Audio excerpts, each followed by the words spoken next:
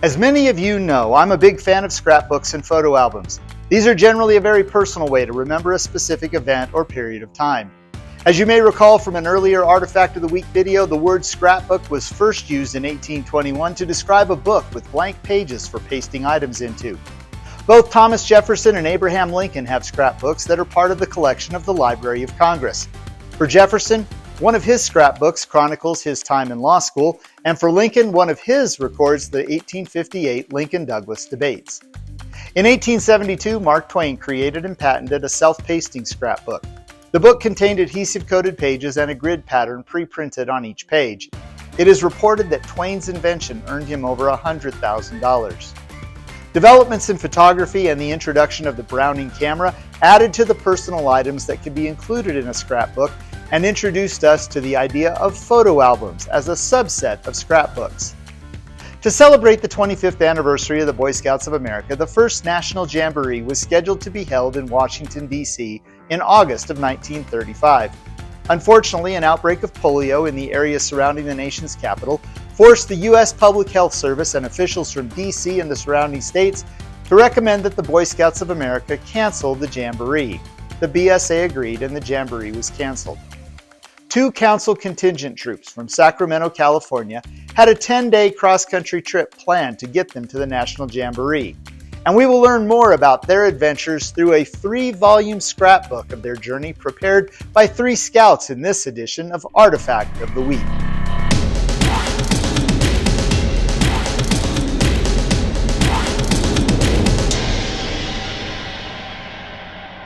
Over the last 4 years, we have featured several different scrapbooks and photo albums, but none of them have included the level of detail or narrative style that is found in this 3-volume set created by Scouts Harold McCurry, Howard Topping, and Robert McCurry. The first item in the scrapbook is a letter to Scout McCurry dated August 1, 1935, of his acceptance and enrollment as a member of his council's contingent to attend the National Jamboree in Washington, D.C. from August 21st through 30th. While it is obvious that these scouts knew they would be attending the Jamboree prior to August 1st, can you imagine not receiving an official confirmation of your attendance until 20 days before the event is scheduled to begin, and knowing you have a 5 to 7 day cross-country trip to even get to the destination? Before we get into the letter, let's take a look at the letterhead. You find information you might expect to see, such as the address, phone number, and in this day and age, the cable address for telegraph communications. You also see a list of national officers and the members of the executive board. The part I found interesting was the incorporation dates and the federal charter recognition, but more importantly, the NRA symbol sandwiched between the two. Of course, this is not the National Rifle Association, but is in fact the National Recovery Administration, a government agency created in 1933 by President Roosevelt. The purpose of the NRA was to help the country recover from the Great Depression by requiring representatives of business, labor, and government to draft codes of fair business and labor practices for each of the nation's major industries. These codes would include provisions for controls on prices, production, and advertising, and were required to include provisions for minimum wages, maximum hours, and the right of workers to organize and bargain collectively. It was believed that through this cooperative effort, unhealthy competition, overproduction, labor conflict, and deflationary prices would be reduced, leading the nation back from the Depression to prosperity. In May of 1935, just weeks before the NRA was required to be reauthorized by Congress, the U.S. Supreme Court unanimously ruled that the NRA was unconstitutional. Let's get back to the letter. The letter goes on to read, "I enclose your credentials, 2 certificates. The one marked Jamboree Certificate of Identification you are to keep with you at all times en route to the Jamboree and during the Jamboree as evidence of your status as a member of the Jamboree contingent from your council. You may also find this certificate helpful in securing the special prices that have been offered by the national distributors in securing the official Jamboree outfit. The second certificate, marked Railroad Coach Party Identification Certificate, should be used by the responsible local council official who will purchase your transportation to the city of Washington. It is essential that this certificate be deposited with the railroad company in groups of 10 or more as a basis of their allowing you the special railroad rate that has been agreed upon. The third paragraph addresses the Jamboree insignia provided by the National Office and the 2 neckerchiefs being provided to each attendee. I also enclosed 2 Jamboree insignia for the pocket. These are to be carefully sewed on the pocket of the V-neck short sleeve vat-dyed shirt prescribed as part of the official uniform in accordance with the instructions in the leaflet herewith. It is important that this be done with care in order to secure uniformity. We hope that you will be pleased with this insignia, which is being charged against your registration fee of $25. 2 official Jamboree neckerchiefs will be issued to you upon arrival in Washington, incident to your being formally checked in at the camp. You will be expected to pay for these neckerchiefs at 50 cents each. The letter is signed by James E. West. It's kind of cool to feel the personal nature of the letter sent to each scout. Now, as I mentioned earlier, the way this story is told and the level of detail is not found in any other scrapbooks, photo albums, or diaries that I've encountered so far. The story begins. Before entering on a trip of this sort, there must be a certain period of training. This we undertook on the 8th, 9th, and 10th of August. At 10 o'clock on the 8th of August, we were issued the equipment we were to take on our trip, consisting of 1 personal equipment bag, 1 pack rack, 1 ground cloth, which could be used as a poncho, and a forester tent for each pair of boys. The training was held on the north bank of the American River at the Boy Scout Lodge. Troops 101 and 102 participated at this camp. Ours was number 101. In our troop, there were 28 boys and 4 leaders who trained and went on the trip. It goes on to list the boys and adults and references a small photograph, which is missing. The story continues. Below is the emblem of the Tahoe Patrol. These emblems were worn on the sleeves of the boys to show the patrol to which each boy belonged. This and certain other Jamboree insignia were all we were allowed to wear. At 1:30 on August 8th, we had our first lunch in the training camp. Our chef was the well-liked Mr. White from Camp Audrain. After lunch, we had an hour of instruction on conduct, location, and position of camp in Washington, and a brief drill in simple maneuvers. Then at 2:30, we hiked to Wood Lake Swimming Pool in North Sacramento and swam until 4:30. Then we hiked home, had flag lowering at 5:15, and a good dinner at 5:45. Just before dinner, we received the bad news that we were not going to Washington. It was a pretty hard blow to all of us, but we still hoped for the best. In spite of our forced cheerfulness, the meal was a rather gloomy affair. On the second day of training camp, August 9th, we were up at 5:45. We had a hurried breakfast and then a fast hike down to the Jim Boom Street Bridge and over to 2nd between J and K Streets to see the Pony Express start from the old express station. Several attempts were made to get the horse to start off at a gallop for the Path News, but the horse did not seem to get the idea. Finally, the mail was put in the sack by Mr. Wilson, postmaster, and we took a picture of that as seen on the left. There were a few old express riders and Western Union operators there, so we attempted to get some of them in with the plaque on the wall of the old building. They may be seen in the picture below. In pencil, you're directed to the next page to see the image. Now, the events these Jamboree-bound scouts participated in was the 1935 Pony Express Diamond Jubilee celebration. Starting on August 9th, more than 300 Boy Scouts along the Pony Express route participated and carried letters addressed to President Roosevelt from governors and other officials along the original trail. When these letters arrived in St. Joseph, Missouri, they were flown by the U.S. Army to Washington, D.C. for delivery to the President.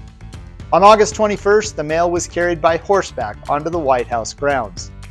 Many of the scouts who participated in this event were actual descendants of Pony Express riders.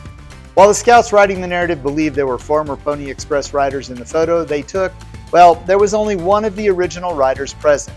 It was 93-year-old Henry Jackson, who followed the riders in a car, accompanied by a medical doctor and Arthur Proctor, chair of the Diamond Jubilee Celebration Committee. The medical doctor was present to aid any of the scouts along the route should the need arise. Jackson reportedly made it all the way to St. Joseph with no issues, despite his age and the hot summer weather. After the Pony Express celebration, the scouts returned to camp where they set up their tents and prepared to mark them with spray paint. They note that they went swimming again and returned for flag lowering and dinner at 5:30.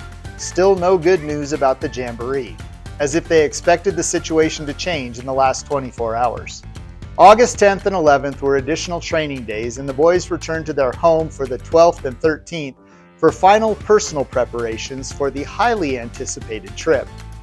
At 6:15 p.m. on August 13th, the Scouts departed the Sacramento train station, waving goodbye to their friends and parents. By 11:15 on the morning of the 14th, they arrived at the Great Salt Lake and started the 30-mile crossing of the lake on a man-made causeway of rock and wood. In the scrapbook, they include a postcard sent by Robert to his mother illustrating the Great Salt Lake cutoff. They give a very detailed description of Great Salt Lake and describe Buffalo Island, where you can hunt a buffalo for a fee of $500. They spent the remainder of the 14th touring Salt Lake City and provided a very detailed description of the Mormon temple. The grounds cover 10 acres. The main temple is 16 feet thick at the base and 8 feet thick at the top of the walls. It took 45 years to build it and cost $4 million. In the temple, there are 3 organs. As we entered the tabernacle, we saw the world's finest toned organ. It has 8,000 tubes from 1/2 inch to 32 feet in size. The tabernacle holds 14,000 people, is 250 feet long and 150 feet wide. The roof is from 10 feet to 3 feet thick. The trusses are bound together with thongs and wooden pegs. The timber for this work came from the forest 300 miles back in the mountains. There are 62 pillars holding up the immense roof. Professor Alexander Stridner played several numbers for us on the organ: Nightingale, Lead Kindly Light, Pilgrim's Chorus, and the Star-Spangled Banner. It was certainly the finest organ we had ever heard. The acoustics in the tabernacle were so fine that a pin dropped in the other end of the building could be heard all over the building. The Scouts departed Salt Lake City after 8:35 and awoke on the morning of August 15th in Grand Junction, Colorado. The next few pages of the scrapbook document crossing Colorado. In Salida, the train stops for coal, water, and a new crew. While in Salida, the Scouts purchased a copy of the Pueblo Chieftain and included the front page in the scrapbook. Their next stop is at Royal Gorge. At 1:49, we arrive at the Royal Gorge and everyone piled out to get a look and to take pictures. We took one of the highway, suspension bridge, and the overhanging railroad bridge shown on the right. On the left is a washer, probably dropped in the construction of one of the bridges, and in the center is a piece of rock from Royal Gorge. At 4:45, we arrived in La Junta, a railroad terminal, and noted for its coal and oil. We got off the train and saw an Indian dance put on for our benefit. The picture is to the right. The dancers were from Mr. Hubbard's reservation, and the costumes they wore were of his type. As we left La Junta, they were still going through their dances. They go on into detail a battle in their pajamas with the members of Troop 102 that occurred on the train. This event occurred soon after they crossed over into Kansas and is commemorated by a strip of cloth torn from one of the youth leader's shirts and mounted in the scrapbook. The next morning, August 16th, they arrive in Kansas City, and at the wee hour of 5:30 a.m., some of the Scouts set out to learn about the city from people in the train station. It's a quick stop and they are back traveling across Missouri. At 9:55, they cross the Des Moines River and enter Iowa. 12 minutes later, they get their first glimpse of the Mississippi. At 10:15, they stop at Fort Madison, Iowa, where they take a couple of photos of the Mississippi River, collect a piece of fisherman's net from the wharf, and soak a piece of paper in the river. While in Fort Madison, they notice the humidity of the Midwest. The sun is not even out and the air is very warm and sultry. We who are not used to the humidity are certainly pouring perspiration. At 10:45, they cross the river, and at 10:50, they enter Illinois, passing through Ponoma at 11:23, Surrey at 11:35, and Galesburg at 11:45. After a very brief stop in Chillicothe at 12:40, they continue on to Anaconda, Kerner, Ransom, and Kinsman. Their destination is Chicago, where they will change railroad cars later in the day. In the afternoon, they pass through many storage oil and gas storage tanks owned by Conoco. They also pass through large pastures full of cattle grazing. As they approach the city, they pass what they believe is an open-pit coal mine, a large hydroelectric dam and power plant, and Joliet Prison. At 3:04, they enter Willow Springs, then McCrook, and by 3:15, they've entered the factory district of Chicago with huge manufacturing plants on both sides of the train for as far as they can see.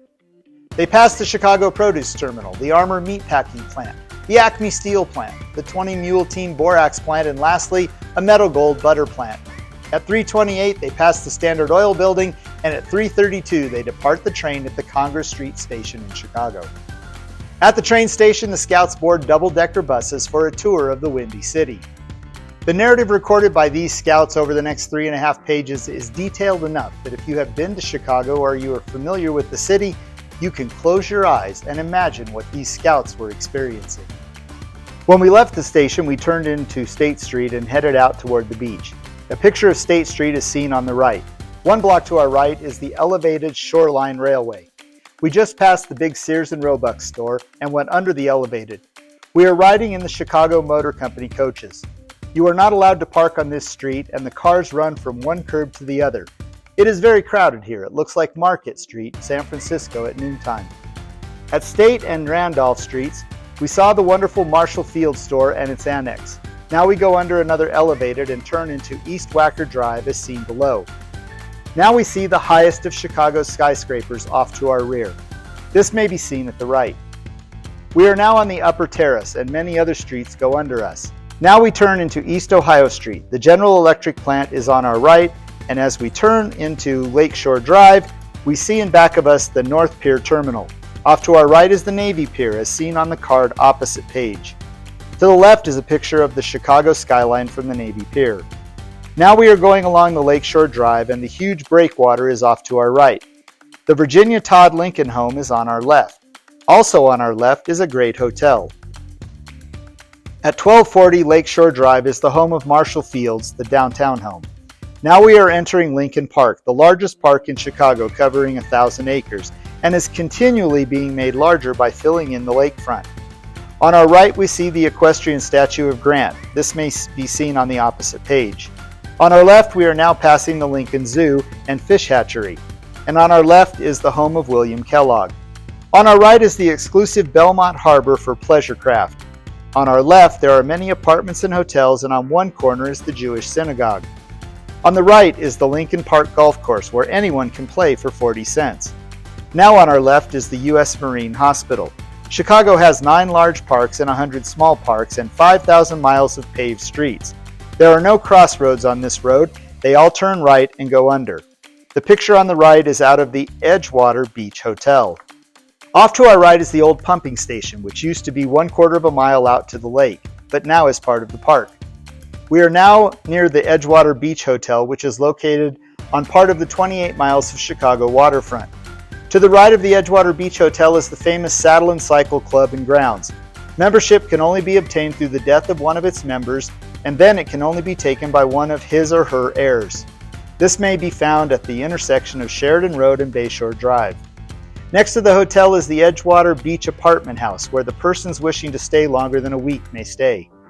Past this and on our right is the home of Oscar Mayer, the millionaire meat packer, and now on the left is the home of Eastman. This home is said to be the most beautiful in Illinois. Then we turn left by the Mundelein School for Girls with the home of Kraft, who made his money in cheese. Shortly after we stopped for dinner and another box lunch and a pint of milk. Souvenirs of the dinner may be seen on the opposite page. At this point, we turned around and proceeded back to the Edgewater Beach Hotel, and from there down the inner drive on Sheridan Road, past the Copeland Hotel on our left. It is possible here in Chicago to circle the city without leaving a park drive. 2 blocks to our right is the famous Aragon Hotel. 4 blocks from the North Shore Church to the right is the spot where Dillinger was shot down by federal authorities. There are 66 hospitals in Chicago. Now we are crossing Broadway, the center of the North Side Business District. The Cubs ballpark was 3 blocks down from where we turned left onto inside Sheridan Road. On our left now is the statue of Sheridan. Further and also on our left is the home of former Mayor Thompson, and on the right is the Elks War Memorial. Now off to our left is the statue of Goth, a German general.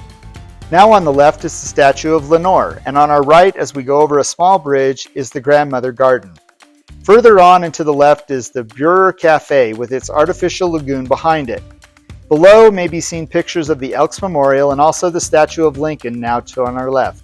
On the right is the Chicago Historical Museum, and next is the home of Crane, the millionaire plumbing man.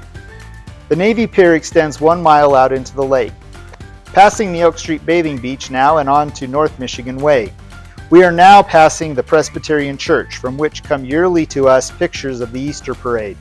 At the corner of this street and North Chicago Street are the 2 tallest buildings in the city. They are the old Water Tower and the old Palmolive buildings, and may be seen on the left. The 333 building is at the head of North Michigan Way. We are now on the upper terrace crossing the Double Basque Bridge, and the Chicago Public Library is on our right. This scene on the right is taken from the Double Basque Bridge we have just crossed. As we go down Michigan Avenue, we have Grant Park on our left. Now on our left is the Chicago Art Institute and can be seen in the picture below. On the right is the Strauss Building. Now off to the left you can see the Skyride Tower left over from the World's Fair. On our right is the Congress Hotel and Peacock Alley where all the new spring styles are shown. And again on our right is the Blackstone Hotel, the stopping place of royalty. Next is the Stevens Hotel with the Stevens Penthouse on the roof. Now as we make a left turn, we see the Chicago skyline to our rear. On the left we see the band shell in which open-air concerts are held. On our right is the Shed Museum and the Shed Aquarium. Behind these is Soldier Stadium. Now we are heading out on the quay to the Alder Planetarium with the World's Fairgrounds on our right. The front doors of the building can be seen to the right. We entered the planetarium and were led into a huge domed circular room. Along the base of the dome were skylines done in black of several cities. Around the outside of the room there is a marble hall in which are placed many exhibits of stars and the instruments through which we learn about them. In the center of this room is a peculiar looking instrument, and it may be seen off to the left with the description of it along its side. The room was darkened and the stars were thrown on the dome of the roof by this strange machine. It looks as if we were sitting in some open-air amphitheater and looking at the sky. We were shown the movements of certain planets, and then we were taken ahead to 1941 and shown how the sky would look then and the various positions of the planets. We left the planetarium and headed over to the YMCA Hotel, where at last we had a good bath in the finest shower we had ever had. It was a shower controlled by a switchboard, and the sides of the shower were covered by a battery of showers which wraps you in a sheet of water. When we came out, we went back to Michigan Avenue and saw the Bingham Fountain all lit up with green and amber lights, and it rises every few seconds to a height of 70 to 90 feet in the air. Then we walked to the main part of town and walked around the Marshall Field store and annex, looking at the window and that part of the inside of the store we could see down the corridors. The delivery trucks of the store are as big as the moving vans we have out west.